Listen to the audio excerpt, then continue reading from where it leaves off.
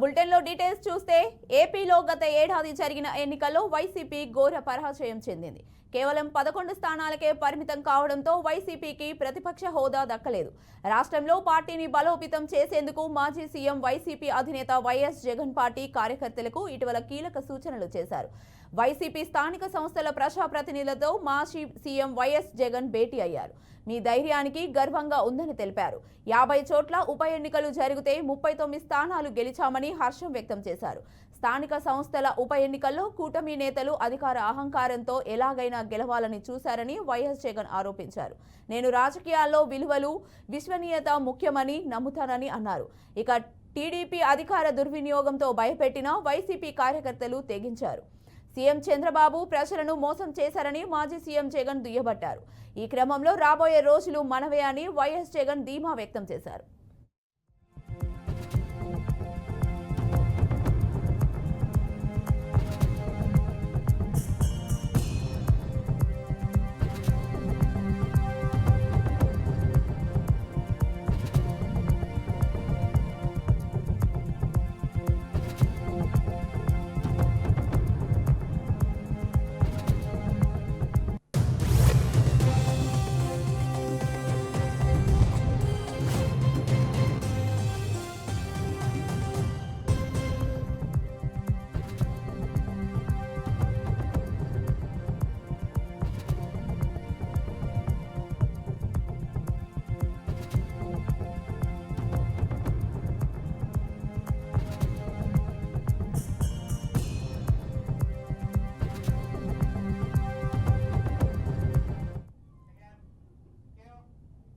మావోయిస్టులు కీలక ప్రకటన చేశారు. శాంతి చర్చకు సిద్ధమని మావోయిస్టులు ప్రకటించారు.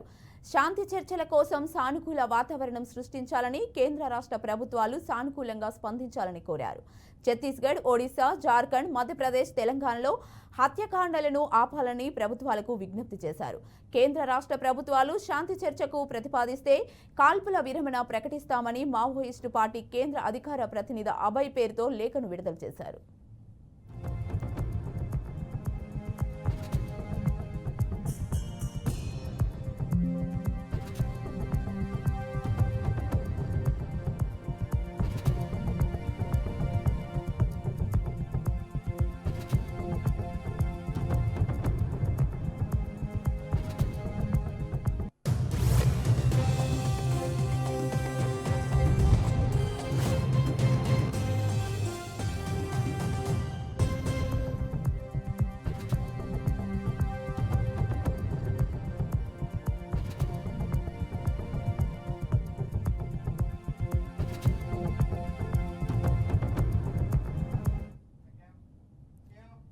మంచిర్యాల జిల్లా చెన్నూరు పట్టణంలో గెర్రె కాలనీకి చెందిన గణేష్ అనే యువకుడు అనారోగ్యంతో మృతి చెందాడు. మృతి చెందిన యువకుడు కడు బీద కుటుంబంలో ఉండడంతో శవాన్ని తీసుకెళ్లడానికి వైకుంఠ వాహనం కోసం మున్సిపల్ కమిషనర్కి ఫోన్ చేసినా స్పందించలేదని స్థానికులు ఆవేదన వ్యక్తం చేశారు. మున్సిపల్ కింది స్థాయి సిబ్బందికి ఫోన్ చేయగా సిబ్బంది సైతం నిర్లక్ష్యంగా సమాధానం చెప్పారని వాపోయారు. మున్సిపల్ అధికారుల నిర్లక్ష్యంతో కుటుంబ సభ్యులు చేసేదేమీ లేక మృతదేహాన్ని స్థానికుల సహకారంతో సుమారు 5 కిలోమీటర్లు మోసుకొని తీసుకెళ్లి దహన సంస్కారాలు చేశారు. ప్రజల అవసరాల కోసం ఏర్పాటు చేసిన వైకుంఠ వాహనాన్ని మున్సిపల్ అధికారులు ఇవ్వకపోవడంతో ప్రజలు మండిపడుతున్నారు. ఉన్నతాధికారులు స్పందించి మున్సిపల్ అధికారులపై చర్యలు తీసుకోవాలని డిమాండ్ చేస్తున్నారు.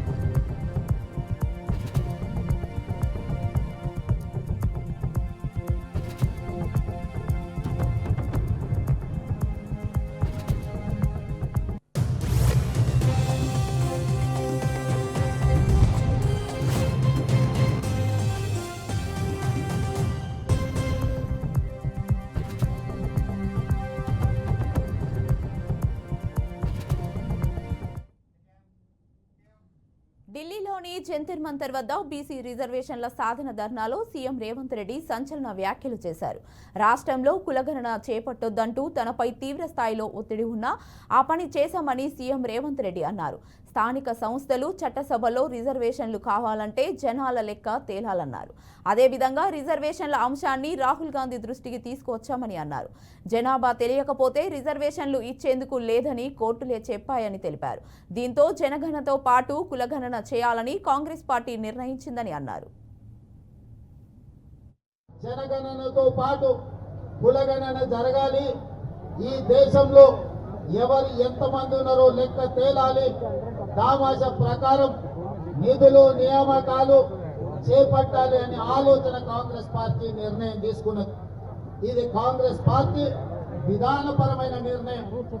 ఒక్కసారి కాంగ్రెస్ పార్టీ విధానపరమైన నిర్ణయం తీసుకున్నప్పుడు రాహుల్ గాంధీ గారు స్పష్టంగా పాదయాత్ర సందర్భంలో చెప్పిండు, మేము ఎక్కడ అధికారంలోకి వచ్చిన వెంబడి కులగణన చేసి తీరుతాము. కేంద్రంలో కూడా ఎర్రకోట మీద జెండా ఎగిరేసి ఈ దేశంలో జనగణనలో కులగణను చేర్చి ప్రతి కులం యొక్క లెక్క తేల్చి ఉద్యోగ ఉపాధి అవకాశాలే కాదు రాజకీయ రిజర్వేషన్లు కూడా పెంచుతాం దామాష ప్రకారం అని చెప్పి రాహుల్ గాంధీ గారు చెప్పడం జరిగింది. మరి మిత్రులారా, ఈరోజు పార్టీ విధానపరమైన నిర్ణయం తీసుకొని రాహుల్ గాంధీ గారు ఈ దేశంలో ఉన్న 70 కోట్ల బలహీన వర్గాలకు మాట ఇస్తే ఆ మాట నిలబెట్టాల్సిన బాధ్యత ప్రతి ఒక్క కాంగ్రెస్ పార్టీ కార్యకర్తగా ఉన్నది. అందులో భాగంగానే నేను ఏ సామాజిక వర్గమైనా నా మీద ఏ ఒత్తిడి ఉన్నా రాహుల్ గాంధీ గారు ఇచ్చిన మాటను నిలబెట్టడానికి మొదటి సంవత్సరంలోనే, అసలు వాస్తవంగా చెప్పాలంటే డిసెంబర్ 7 నాడు మనము నల్గొండ జిల్లాలో కనగల్ మండలం ఎడవల్లిలోని బీఆర్ఎస్ నేత భార్గవ్ ఇంట్లో టాస్క్ ఫోర్స్ పోలీసుల దాడులు నిర్వహించారు. ఈ దాడుల్లో మద్యం తయారీకి ఉపయోగించే 1500 లీటర్ల స్పిరిట్ను స్వాధీనం చేసుకున్నారు. నాంపల్లి మండలం గానుగుపల్లిలో పండ్ల వ్యాపారం చేసే రమేష్కు చెందిన వ్యవసాయ క్షేత్రంలో పోలీసులు రైడ్ చేశారు. నకిలీ మద్యాన్ని బ్రాండెడ్ బాటిల్స్లో నింపి సొమ్ము చేసుకుంటున్న నిందితులు భార్గవ్, రమేష్లను అదుపులోకి తీసుకొని విచారిస్తున్నట్లు పోలీసులు వెల్లడించారు.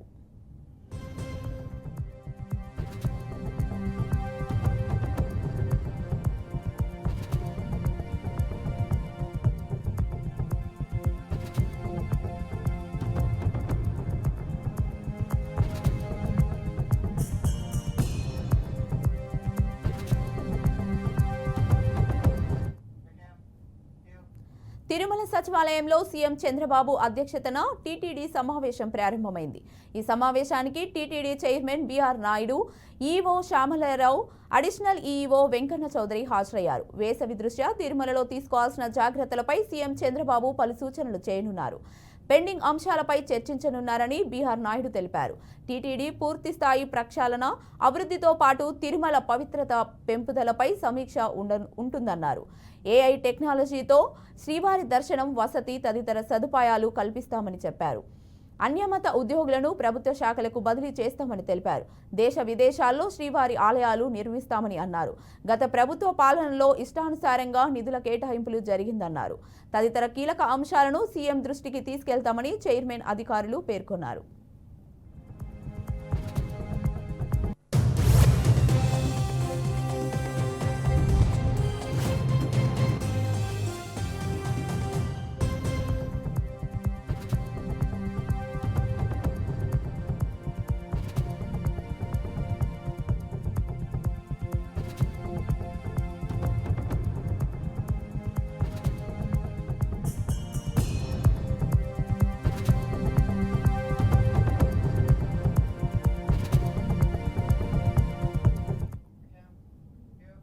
వైద్యం వికటించి 4 నెలల శిశువు మృతి చెందిన ఘటన మహబూబాబాద్ జిల్లా తొర్రూరులో చోటు చేసుకుంది. స్థానిక రోహిత్ పిల్లల హాస్పిటల్ వైద్యుడి నిర్లక్ష్యంతోనే తమ బాబు చనిపోయాడని బంధువులు వాపోయారు. తమ అబ్బాయికి జ్వరం రావడంతో రోహిత్ పిల్లల ఆసుపత్రికి చికిత్స కోసం వచ్చామని, డాక్టర్ ఇంజెక్షన్ చేసిన కొద్దిసేపటికే తమ కొడుకు మృతి చెందాడని తల్లిదండ్రులు ఆవేదన వ్యక్తం చేస్తున్నారు.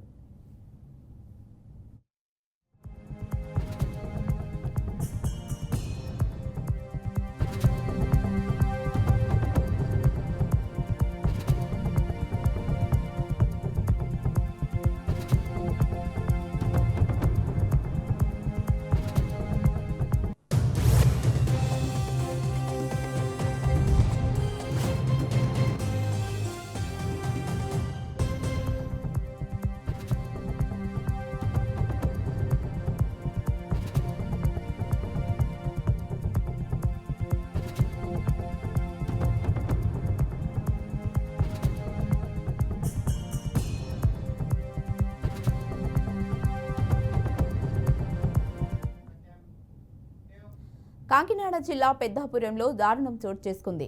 కాండ్రకోట శ్రీ నూకాలమ్మ జాతరకి వచ్చిన ఇద్దరు ఏలేరు కాలువలో గల్లంతయ్యారు. స్నానం కోసం కాలువలో దిగిన 7 సంవత్సరాల విశాల్, 22 సంవత్సరాల బాలు నీట మునిగి గల్లంతైనట్లు పోలీసులు తెలిపారు. బాలు మృతదేహం లభ్యమైందని, విశాల్ మృతదేహం కోసం గాలింపు చర్యలు చేపట్టినట్లు ఎస్ఐ మౌనిక వెల్లడించారు.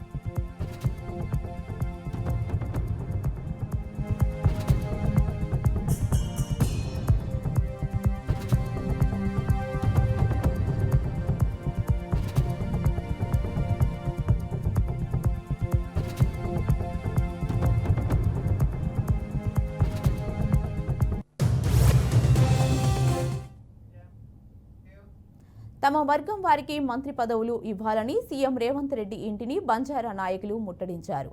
కాంగ్రెస్ ప్రభుత్వం అధికారంలోకి రావడానికి కీలకంగా వ్యవహరించిన సామాజిక వర్గాన్ని మంత్రివర్గ విస్తరణలో దూరం పెట్టారని వారు మండిపడ్డారు. ముఖ్యమంత్రి తక్షణమే తన నిర్ణయాన్ని మార్చుకొని బంజారాలకు తగిన ప్రాధాన్యత ఇవ్వాలని డిమాండ్ చేశారు.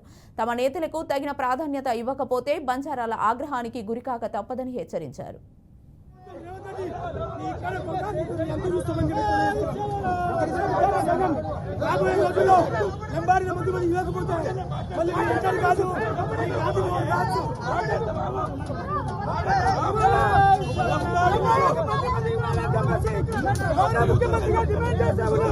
ఒకవేళ ఈ ప్రభుత్వం రేవంత్ రెడ్డి గారికి బుద్ధి చెప్తాం.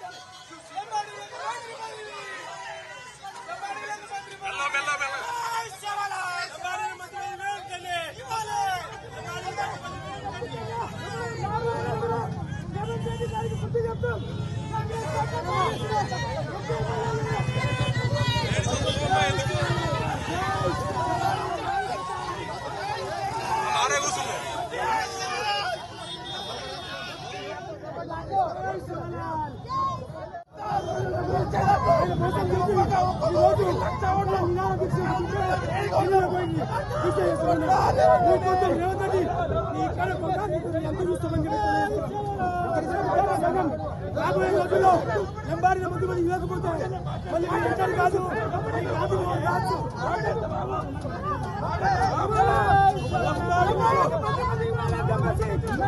ముఖ్యమంత్రిగా డిమాండ్ చేశాము.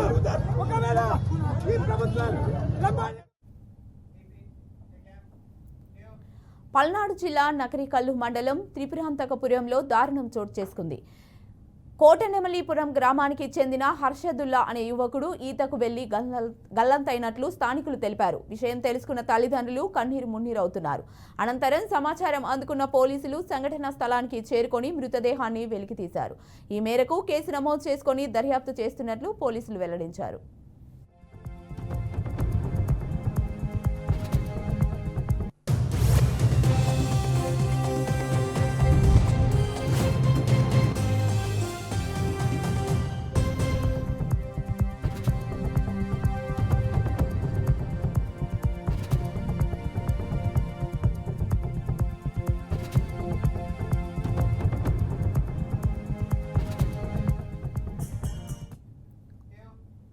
శ్రీ సత్యసాయి జిల్లా రోళ్ల మండలం జీర్కేపల్లి గ్రామంలోని స్వారక్క అమ్మవారు ఆలయంలో మంగళవారం రాత్రి 3 ఎలుగుబంట్లు హల్చల్ చేశాయి.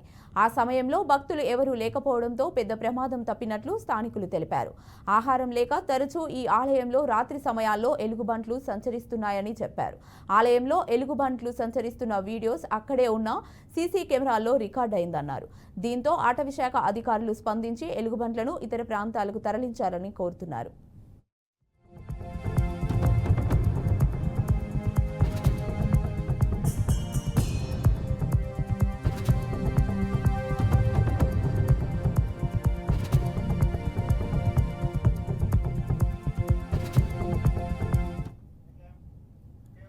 యువగలం పాదయాత్రలో ఇచ్చిన మాటకు కట్టుబడి ఉన్నామని మంత్రి నారా లోకేష్ అన్నారు. మాట ఇచ్చినట్లే ప్రకాశం జిల్లాను పారిశ్రామిక హబ్గా మారుస్తున్నామని ఆయన తెలియజేశారు. పేదరికాన్ని రూపుమాపాలంటే ఉద్యోగ కల్పనే ప్రధానం అని లోకేష్ అన్నారు. గత ప్రభుత్వంలో కొత్త కంపెనీలు తీసుకురాలేకపోగా ఉన్న కంపెనీలను పక్క రాష్ట్రాలకు తరిమేశారని మండిపడ్డారు. అమరావతికి చంద్రబాబే బ్రాండ్ అని మంత్రి లోకేష్ పేర్కొన్నారు. మన రాజధానిగా ప్రకటించుకున్నాం. ఒకే రాజధాని అభివృద్ధి వికేంద్రీకరణ నినాదంతో మన ప్రభుత్వం పనిచేసింది.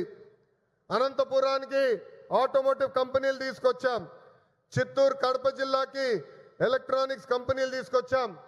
కర్నూలు జిల్లాకి విద్యుత్ సోలార్ కంపెనీలని తీసుకొచ్చాం. ఇంకో పక్కన ప్రకాశం జిల్లా అతి పెద్ద పేపర్ మిల్ తీసుకొస్తే గత ప్రభుత్వం ఆ కంపెనీని తరిమేసింది. ఆక్వా రంగాన్ని ప్రోత్సహించాం. ఇంకా ఉత్తరాంధ్రని విశాఖపట్నాన్ని ఏకంగా ఐటీ ఫార్మా హబ్గా కూడా మనం తయారు చేసుకున్నాం. ఇంకా 2019 నుంచి 24 వరకు ఏం జరిగిందో నాకన్నా మీకే బాగా తెలుసు. ఆంధ్ర రాష్ట్రంలో ఒక విధ్వంస పాలన నడిచింది. కొత్త కంపెనీలు తీసుకురాకపోగా ఉన్న కంపెనీల్ని పక్క రాష్ట్రానికి తరిమేసే పరిస్థితి.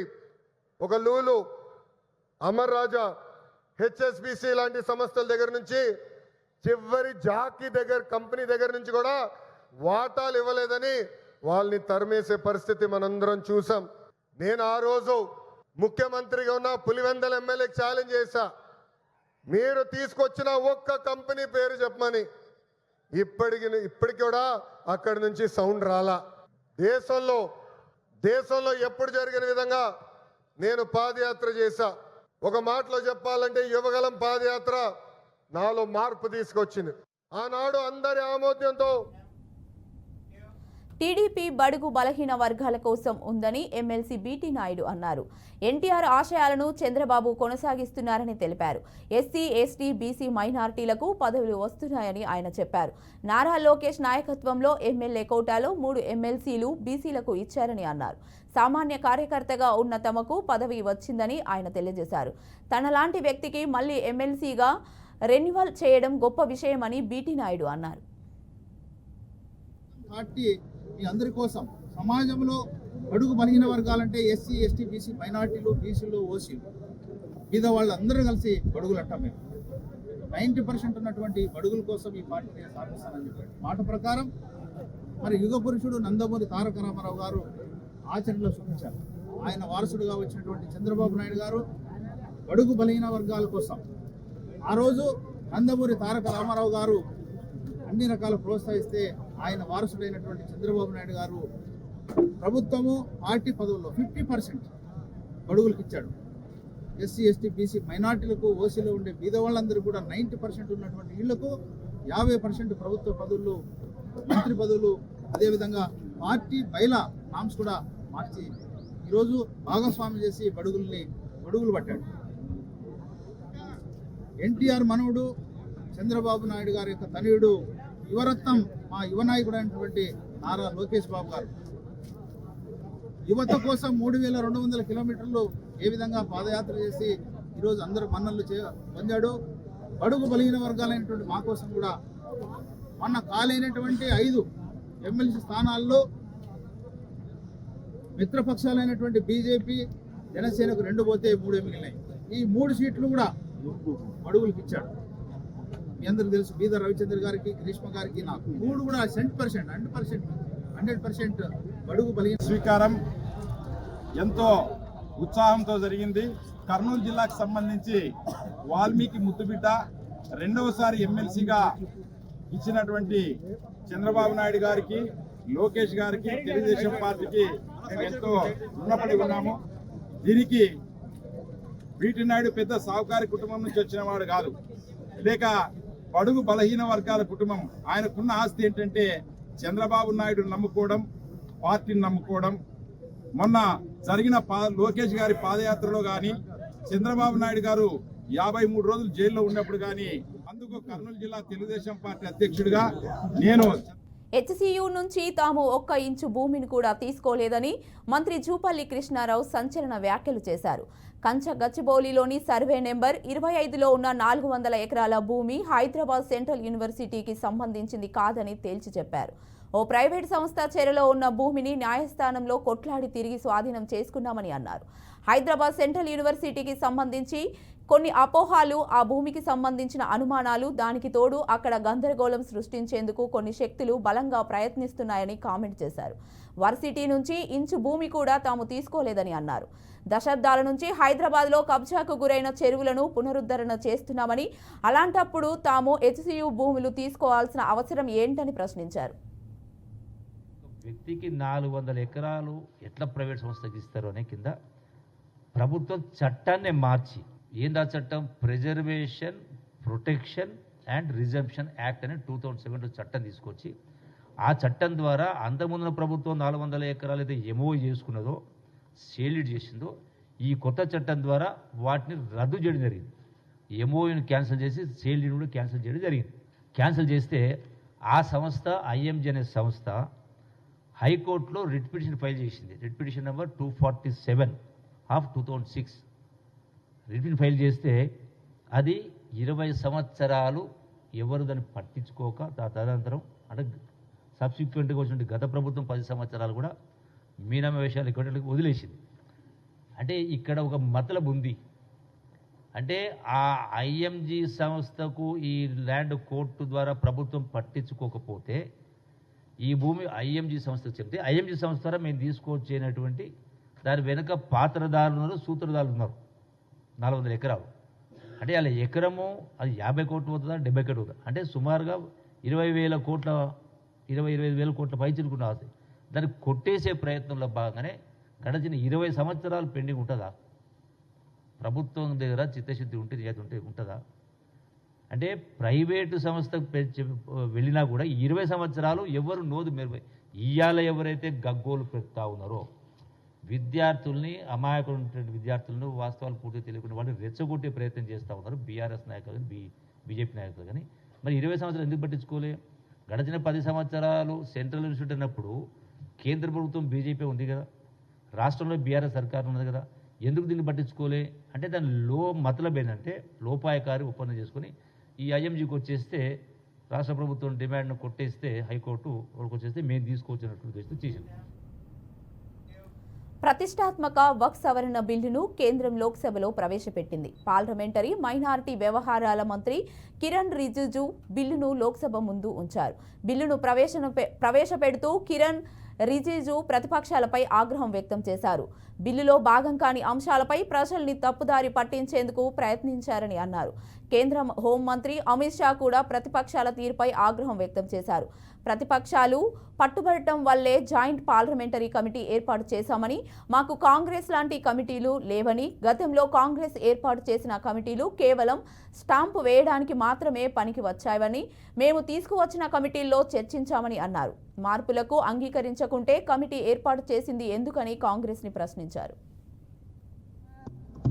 जो ज्वाइंट कमेटी में जितने मेंबर्स दोनों सदनों के, लोकसभा और राज्यसभा में जो सदस्य उस कमेटी में थे, मेरे तरफ से सरकार की ओर से मैं धन्यवाद देता हूं, अभिनंदन करना चाहता हूं। अध्यक्ष महोदय जी, कुल मिलाकर के 97,27,772 याचिकाएं ऑनलाइन, फिजिकल, मेमोरेंडम के रूप में, रिक्वेस्ट के रूप में और सुझाव के रूप में पूरे तरह से सरकार ने देखा है। वो जेपीसी के माध्यम से हो या डायरेक्ट दिया हो, हमने सब उसको देखा है। इससे बड़ा कभी भी, इससे ज्यादा संख्या में किसी भी बिल के ऊपर में लोगों का याचिकाएं नहीं आया आज तक। कुल मिलाकर के 284 डेलीगेशन ने अलग अलग समुदाय के जो स्टेक होल्डर्स है उन्होंने कमेटी के सामने में अपने बात को रखा है, सुझाव भी दिया है। 25 स्टेट गवर्नमेंट और यूनियन टेरिटरीज का वक्फ बोर्ड्स ने अपना सबमिशन भी पेश किया गया है। इसके अतिरिक्त कई लीगल लुमिनरीज, विद्वान लोग हैं हमारे समाज में, कम्युनिटी लीडर्स हैं, अलग अलग धार्मिक संस्थाओं का प्रतिनिधि, charitable organization, civil society, academicians, researchers, policy makers, सब ने इस कमेटी के सामने में पेशकश किया है। उसके साथ साथ मैं कहना चाहता हूं सर, आज जब मैं जो बात रखूंगा आपके सामने में, पिछली बार जब हमने ये प्रस्तुत किए थे बिल को इस सदन में, तब भी मैंने कई बातें बताई थी। आज मैं उसको नहीं दोहराते हुए कुछ बातें मैं जोड़ूंगा और मुझे अपना बात रखने के बाद सिर्फ उम्मीद ही नहीं, पूरा यकीन है कि जो लोग इस बिल को विरोध कर रहे थे वो हृदय में भी बदलाव होगा। पॉजिटिव सोच के साथ इस बिल में सब समर्थन करेंगे। ये భారత్ పాక్ సరిహద్దు వద్ద అలజడి చోటు చేసుకుంది. దాయాది దేశ సైన్యం కాల్పుల విరమణ ఒప్పందాన్ని ఉల్లంఘించింది. జమ్మూ కాశ్మీర్లోని పూంచ్ జిల్లాలో నియంత్రణ రేఖ వద్ద పాక్ ఆర్మీ చొరబాట్లకు పాల్పడిందని భారత సైనిక వర్గాలు వెల్లడించాయి. కృష్ణా ఘాటి సెక్టార్ వద్ద పాక్ ఆర్మీ చొరబాట్లకు పాల్పడిందని సైనిక వర్గాలు తెలిపాయి. దాంతో అక్కడ మందుపాతర పేలిన ఘటన చోటు చేసుకుందని చెప్పారు. తర్వాత పాక్ సైన్యం కాల్పులు జరిపి ఒప్పందాన్ని ఉల్లంఘించిందని అన్నారు. ఈ ఘటనపై ఆర్మీ ధీటుగా బదులిచ్చిందని భారత సైనిక అధికారులు తెలియజేశారు. ప్రస్తుత పరిస్థితి అదుపులో ఉందని పేర్కొన్నారు. ఈ ఘటనపై ప్రాణ నష్టం గురించి వివరాలు వెల్లడి కావాల్సి ఉంది.